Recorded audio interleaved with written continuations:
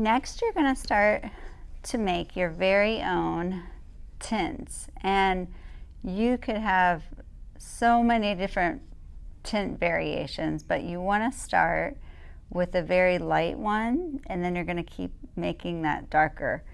I'm going to give you 2 piles of white paint to start and a pile of the color of your choice. So again, here's a tint because I added white to my color. So with my brush, I have my one pile of white and another pile of white. And to this first pile of white, I can add one part of my color. So as I mix this, I'm going to get a nice tint. And again, if you notice, I only took it off the edge of the color. And I'm making, when I mix my color, I just keep it in a small pile. You don't want to paint your paper, you just want to use it for mixing small piles. So here comes my first band, like so. And this is going to be my moon. I'm kind of making All Hallows Eve night. Next, I can make this tint a little deeper and add some more of my color. And you see how it's going to change. I'm not adding more white, I'm just adding the color. And next I can go over here.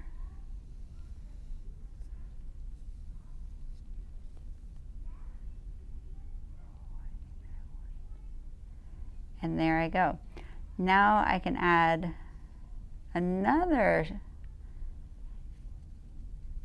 create another tint a little bit deeper. And again, I'm only adding my purple to my white. I'm not adding any more white. And when this comes onto the paper, you can see that it's a little deeper tint. And it doesn't have to be a perfect circle, it can just kind of go around. Now I'm going to add another scoop of my color to my same pile of white. I'm not adding any more white, I'm just adding my purple to that.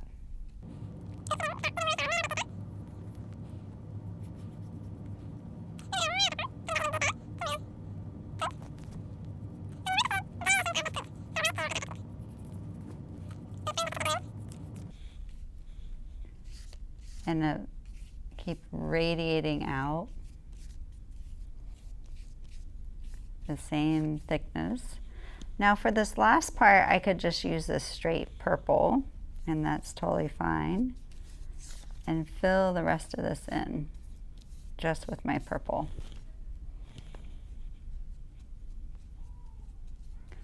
So you've created nice variations of your tints, lighter to a deeper tint, and then we're just going to finish out with your straight color, either purple or blue, whatever you choose.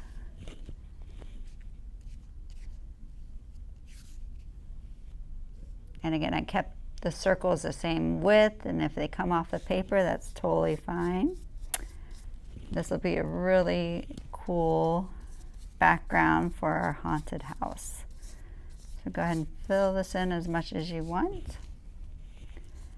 And again, your ground for your house is going to be here, so you don't have to go all the way to the bottom of your paper. Just stay come about this far down so you have room for your ground.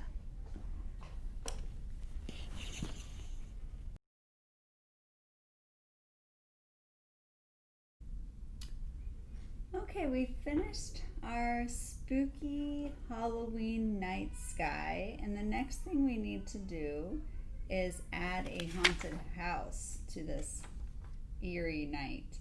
And you're going to be creating a haunted house, And don't worry too much. The more slanted, the less perfect the house, kind of the creepier it looks. They almost look like they're falling down, which is great. Because that would be the last house and very scary to go into, I think. So to start, what you need to do is I'm going to give you this piece of paper, and this is going to become your haunted house, but we have to draw it first. So I might measure up a little bit where my yard would hit. So this would be my black shadow of my front lawn for my house, or however you like it, or the hill for the house. And after that, I'm going to start drawing this haunted house. I could start, and again, no one's gonna see this because we're gonna cut this side and paste it down. So you can draw as much as you want on here. I think I'm gonna start with some tall sides to my house, maybe a little roof that comes off, maybe a creepy porch like this, maybe a little entrance here.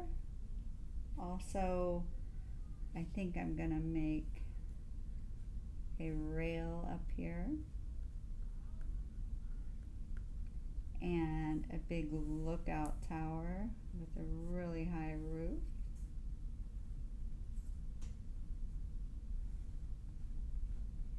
Comes down.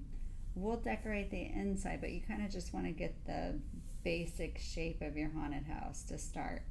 This could have a flatter top to it, which is fine. Maybe I want some kind of a slanted porch off of here.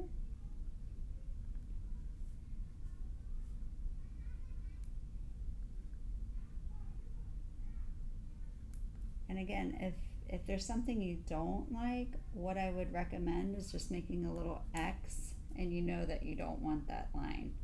But this is just for you to keep in mind what exactly you want your silhouette of your house. And the silhouette is, again, just the outline.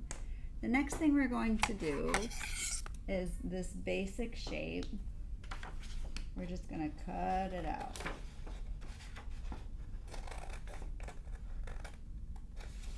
You can make some variations if you need to.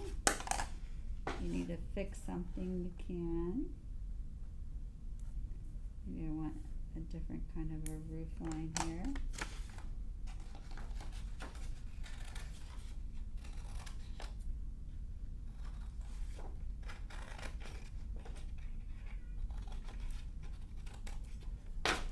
You just need to cut this out. Again, when you're cutting, it's always good to turn your paper so your scissors are not facing you. You never want to cut into you. You always want to cut out.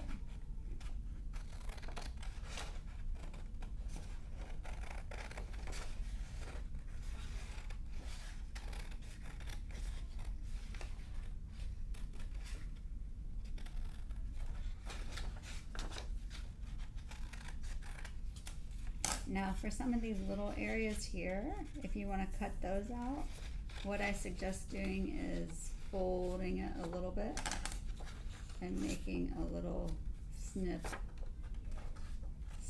into it.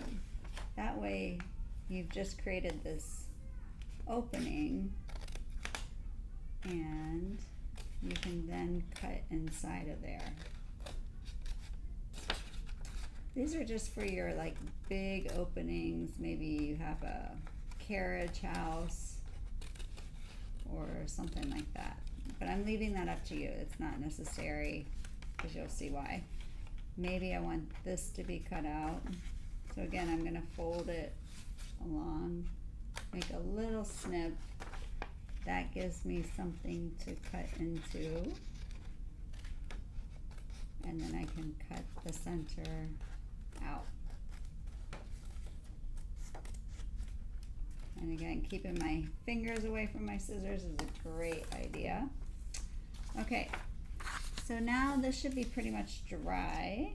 You can add your house to your moonlight background.